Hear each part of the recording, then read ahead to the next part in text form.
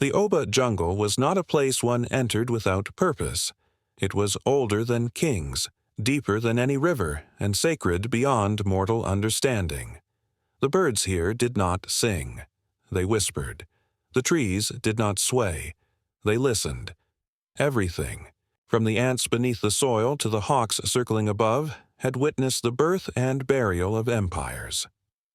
In the shadow of this ancient breath, one man walked barefoot through the underbrush. Ajaka, son of Ogun, was not an ordinary man. His broad shoulders bore the weight of generations. His thick beard was braided with lion teeth. His chest, bare and covered in scarred etchings, carried not just strength, but stories. He was a warrior not only by skill, but by birthright.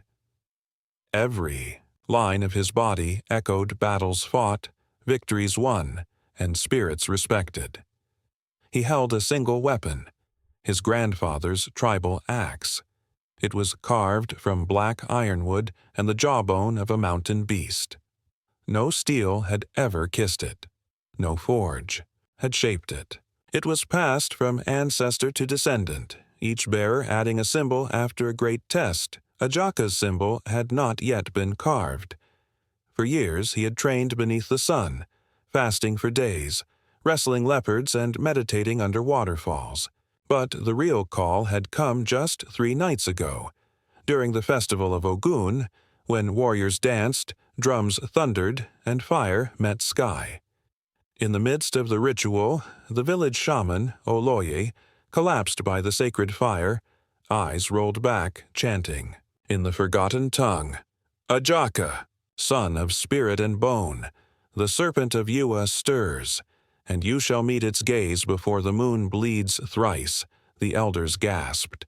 The crowd fell silent. The serpent of Yewa was not a tale for children. It was a myth too feared to be false.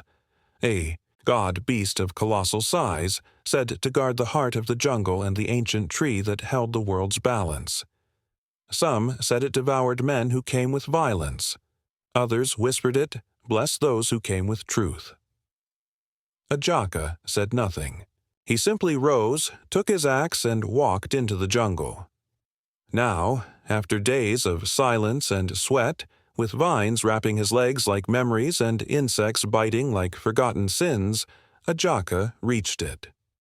The Tree of Yewa.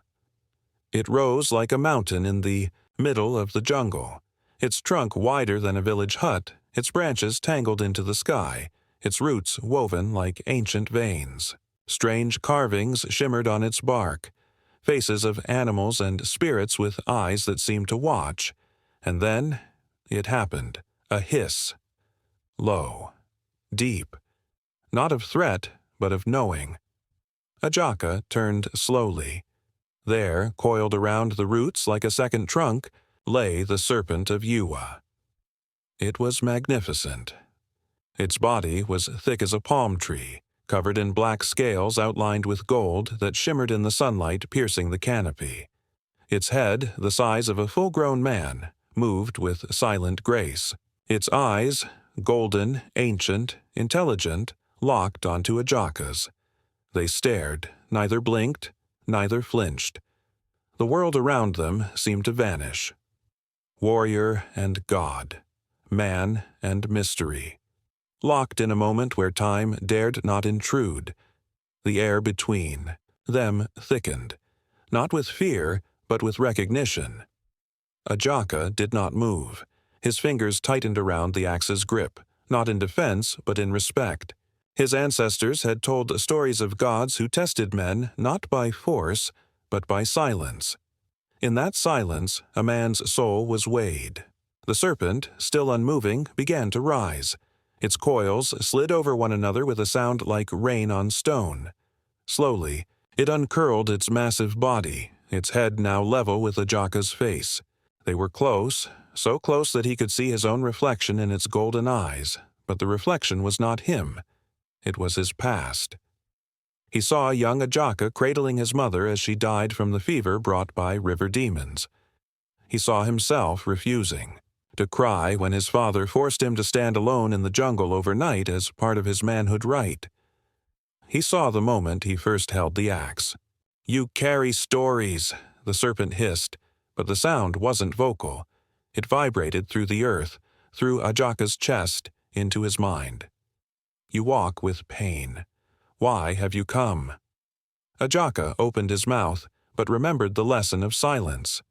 Instead, he placed his axe upon the root. He knelt.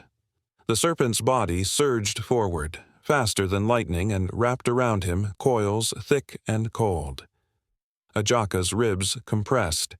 He gasped, his vision blurred. He was not being killed. He was being tested. He saw visions. War, famine, betrayal. He saw himself aged and alone.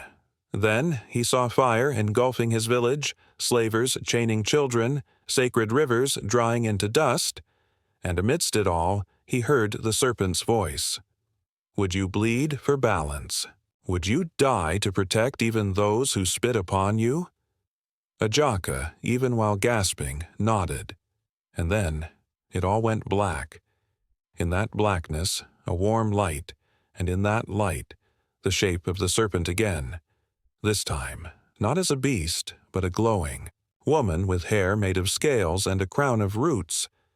You have passed the test of silence. But the journey has just begun. Ajaka woke to silence, but a different kind. No birds, no wind, no jungle. He was floating in a realm of light and ash, a vast plain that stretched endlessly. Trees floated upside down. Rivers flowed through the sky. He had crossed into Oran Apadi, the spirit crossing. This was where the line between gods and men blurred, where time bowed to memory. He walked through the mist, barefoot and bloodless, yet whole. Figures emerged, giants, warriors, queens, elders. They were his ancestors. They surrounded him and spoke not in tongues, but through the air, the light, the beat of his own heart. You are our blood, Ajaka. But do you carry our wisdom? One ancestor stepped forward, his grandfather, Olanrewaju, last wielder of the axe. He pointed. Ajaka looked and saw the tree again, but this time burning. Its roots cut, its branches falling. This is the future if the balance is not kept. The world forgets. The gods grow silent. The people betray their own blood. You must remind them, not through war, through memory. Ajaka felt the axe return to his hands, heavier, glowing with red light. Then the serpent woman appeared again, her voice like thunder and lullaby combined. Return, and when the time comes, choose. Peace or vengeance, life or pride. One will save them, the other will destroy them. He opened his mouth to ask, but the ground vanished. Ajaka awoke beneath the Tree of Yewa. He was changed, his body stronger, his skin marked with sacred sigils, his axe shining with ancient power. He returned to his village, but horror met him. Smoke rose into the air. Corpses littered the earth. Slavers, foreigners had come with chains and fire. Women cried. Children cowered. Ajaka's heart burned. He did not hesitate. He stormed the camp. Alone. He moved like a phantom of vengeance, axe whirling, wind obeying him. Chains shattered. Tents collapsed. His war cry echoed like a lion's roar. Slavers fled.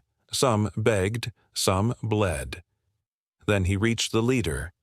It was Ado, a once trusted brother from another tribe, now corrupted, selling his own people. Ajaka raised the axe.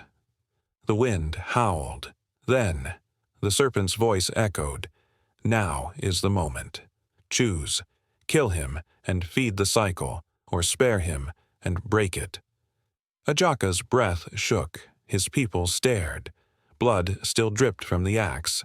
Then he dropped it. He looked Ado in the eyes. You are broken, but I will not be. He turned to the crowd.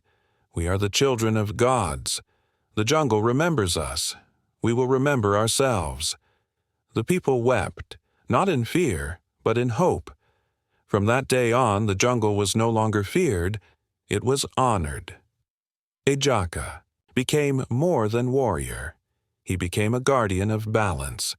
And the serpent, it was never seen again, but when the wind howls just right and the roots of the Tree of Yewa shimmer in the light, the elders say, "That is not wind. That is the breath of the God who once looked into a man's eyes and found peace."